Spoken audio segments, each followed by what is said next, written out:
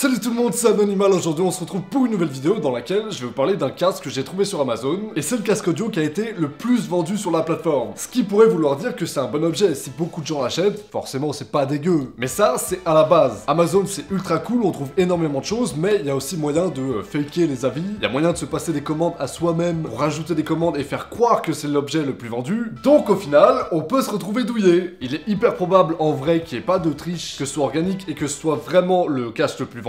Mais dans ce cas-là, on peut se poser la question, est-ce que les gens achètent vraiment le meilleur casque? Est-ce qu'on peut pas trouver mieux pour le prix? Est-ce que ça vaut le coup de suivre l'avis des gens en général, d'acheter ce que les gens ont acheté? Ou est-ce qu'on peut trouver mieux en cherchant soi-même? Le casque, il est toujours dans la boîte, il m'a coûté 30 € à peu près, 29,59 €, bon c'est 30 balles. Et pour un casque audio, déjà, c'est pas hyper cher. Il est rare pour ce prix-là en vrai de trouver un truc confortable et qui a un son correct. Donc ça va être intéressant, peut-être qu'on peut tomber sur une bonne surprise.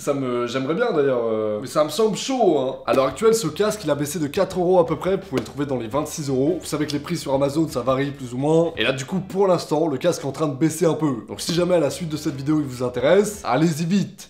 Alors, j'ai failli me... Ah, je vais faire attention hein. C'est donc un casque de la marque One Audio, écrit avec un O et non pas AU. C'est pas hyper stylé comme effet, enfin ça rend moche, hein, on dirait une faute d'orthographe, c'est pas fou hein. Le casque est décrit comme étant un casque de studio pour les DJ. Donc on peut se dire qu'on aura un son précis, correct, que le truc va être confortable aussi un minimum parce que j'imagine que quand t'es dans un studio tu passes un petit peu de temps avec le casque sur les oreilles. Sinon la fréquence est de 20 à 20 000 Hz, et ça... c'est à la fois rassurant et un peu moyen, parce qu'en gros, un casque, plus la fréquence est large, plus le son va être précis. Il faut vraiment au minimum que ça aille jusqu'à 20 000 Hz. Avant, ça sert à rien d'acheter, et après, c'est mieux. Alors, la petite précision quand même, c'est que plus les fréquences vont être basses, plus le son va être grave, et plus les fréquences vont être hautes, plus le son va être aigu. Au-delà de 16 000, ça va être imperceptible, c'est des ultrasons, tellement c'est aigu, notre oreille est juste plus capable de l'entendre. Mais ça donne quand même une plus-value au son. Ça le rend un petit peu plus coloré, et ça permet de faire des choses qu'on aurait peut-être pas pu faire sans ces ultrasons, même si on les entend pas directement. Donc c'est quand même très important de les avoir. Là on est pile à 20 000, ce qui fait que c'est ok, mais sans plus. Hormis ça, l'impédance est de 32 ohms, le nom du modèle c'est Pro 10, si jamais vous voulez rechercher par vous-même. Sinon évidemment, comme d'habitude, le lien est en description. Ça vous évitera peut-être de chercher un quart d'heure, un casque qui est probablement pas ouf. Au niveau du packaging, en vrai, le carton est pas d'hyper bonne qualité. J'espère que ça veut dire que tout l'argent qui a été investi dans le projet a été investi dans le casque. Et peut-être qu'ils ont économisé sur le packaging, et à ce compte-là, ce serait pas très grave. Dans la boîte, on a déjà plusieurs câbles, dont un qui est un câble extensible, donc pourquoi pas. Ensuite, on a la notice, ça, c'est la garantie, hop. Et ici, dans un sac de transport, ce qui est très cool pour le prix, on a le casque. Bah cool.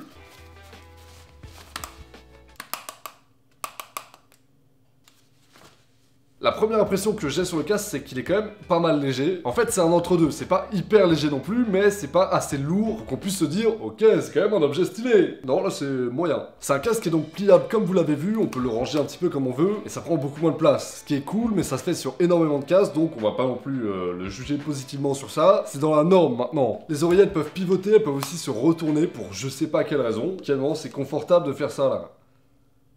Je comprends pas.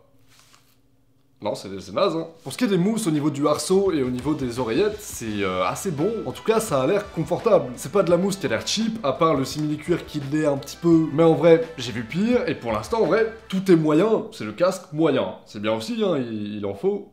Évidemment, la plupart du casque pour le prix, c'est du plastique. Je viens de remarquer que les arceaux réglables, c'était du métal. Donc c'est une très bonne nouvelle là aussi, on va être sur un truc qui est un peu résistant, du moins plus que si ça avait été en plastique. Donc en vrai... pas mal. J'ai oublié là, mais il vaut 30 € hein. Il y en a qui vendent des écouteurs qui tuent les oreilles dans des gares à ce prix-là. Donc en vrai, pour le prix pour l'instant, c'est assez incroyable. Ok, bon, je vais le mettre sur les oreilles pour tester un petit peu. Wow. Ok, c'est vachement dur à régler ça. Hein. C'est un peu chiant par contre le fait que ça se retourne dans tous les sens à chaque fois là.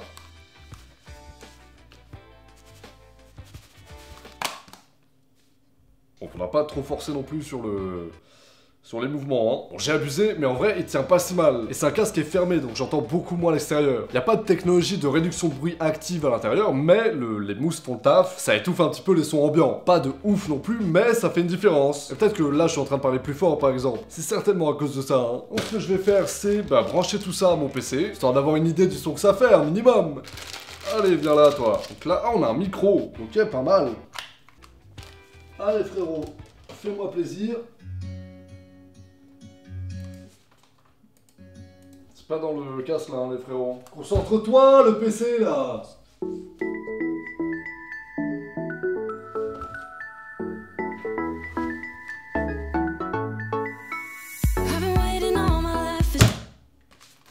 Quoi? Attendez là, Quoi? Il est hyper bon, le son est hyper bon.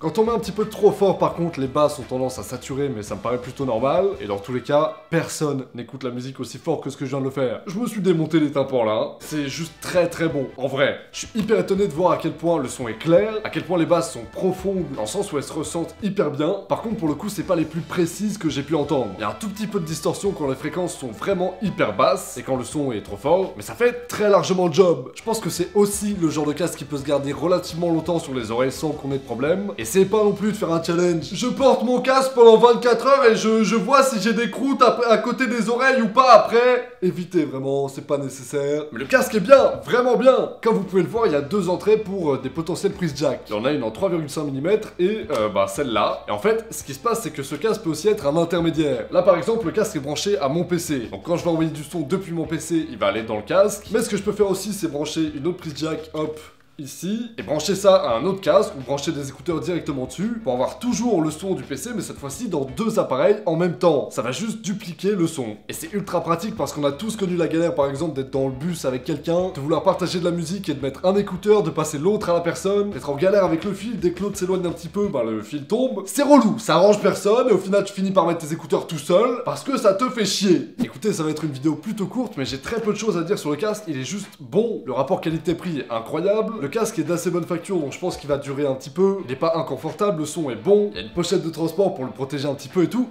J'ai pas de défaut à lui donner. Je vous le recommande très fortement. N'hésitez pas à vous jeter dessus si vous avez 30 € à dépenser dans l'audio. Même 26 actuellement. Je pense que, effectivement, les gens s'étaient pas trompés. Et il mérite très largement sa place de numéro 1 des ventes. C'est le boss. Et en vrai, il y a moyen que je l'utilise si jamais je suis en galère de casque. Oh, il m'a vraiment convaincu, le salaud, là. Putain. Bien joué, hein. Si le casque vous fait envie, je vous rappelle qu'il y a le lien en description comme d'habitude. Je trouve que c'est pour le coup un très bon plan. Je pourrais très difficilement vous recommander mieux pour 25-30 €. Bref, si la vidéo en soi vous a plu, n'oubliez pas de mettre un like et de vous abonner à la chaîne pour que je puisse devenir riche et célèbre. Quant à moi, je vous retrouve très bientôt pour une prochaine vidéo. Salut à tous, ciao!